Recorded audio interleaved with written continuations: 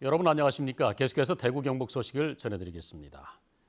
우리 지역 오늘 아침 최저기온이 대구 영하 3.6도, 안동 영하 10.3도까지 떨어지는 등 추웠습니다. 낮 최고 기온은 대구 포항 7도, 구미 6도, 안동 5도까지 올라 평년 기온을 회복하겠습니다. 내일은 구름 많고 새벽과 아침 사이에 경북 북부 내륙엔 눈 또는 비가 오겠습니다.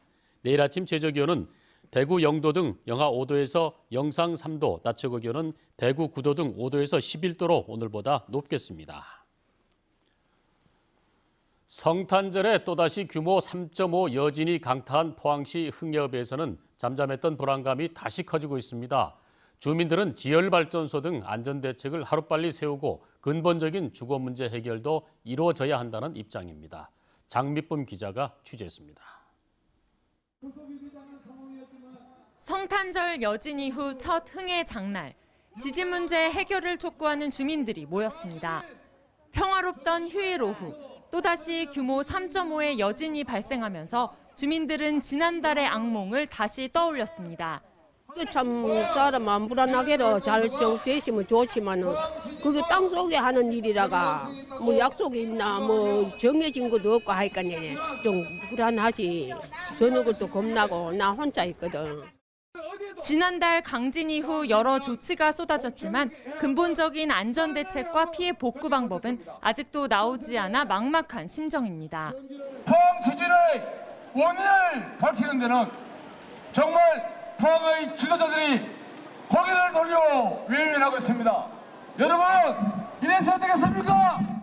이들은 지열발전소와 탄소 포집 저장 시설에 대한 위험성 조사와 즉각적인 폐쇄가 필요하다고 주장했습니다. 최근 진앙지 인근 1,900여 세대를 대상으로 한 정밀 점검 결과가 나오면서 주거 문제에 대한 주민들의 불만도 높습니다. 주민 대부분이 아직도 대피소와 친지 등 집 밖을 떠돌고 있는 한 아파트는 최근 정밀 점검 결과에서 사용 가능 판정을 받았습니다.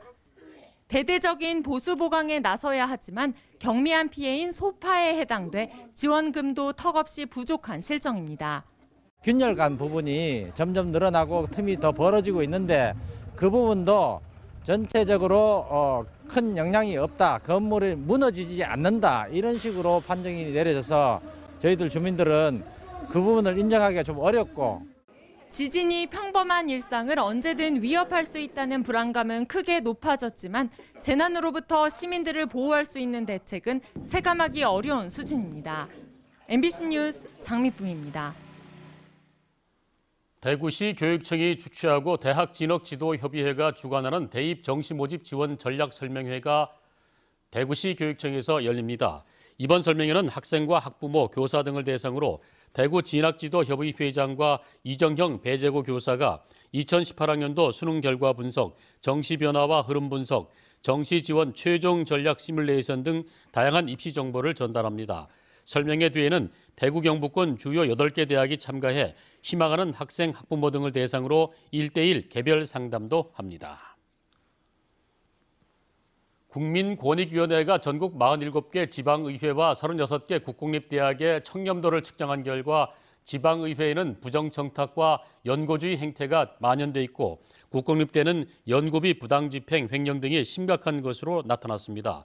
청렴도 평가에서 대구시 의회는 6.16, 경북도 의회는 5.83을 기록해 전국 17개 광역의회 가운데 각각 10번째와 15번째에 그쳤습니다. 경북대학교는 청렴도 5.89로 전국 36개 국공립대학 가운데 최하위 수준인 32번째였습니다.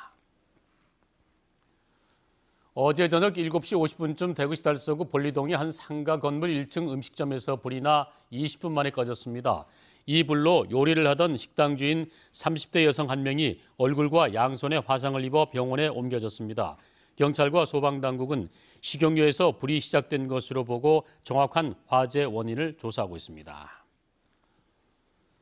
이대 목동병원 신생아 사망사건 수사팀의 의사 출신인 대구지검 장준혁 검사가 투입됐습니다. 신생아 사망사건 전담 수사팀에는 검사 4명이 배치됐는데 대구지검 소속 장준혁 검사도 수사 초기 단계부터 투입돼 병원 현장을 점검하고 있습니다. 이상으로 930 MBC 뉴스를 모두 마치겠습니다. 함께 해주신 여러분 고맙습니다.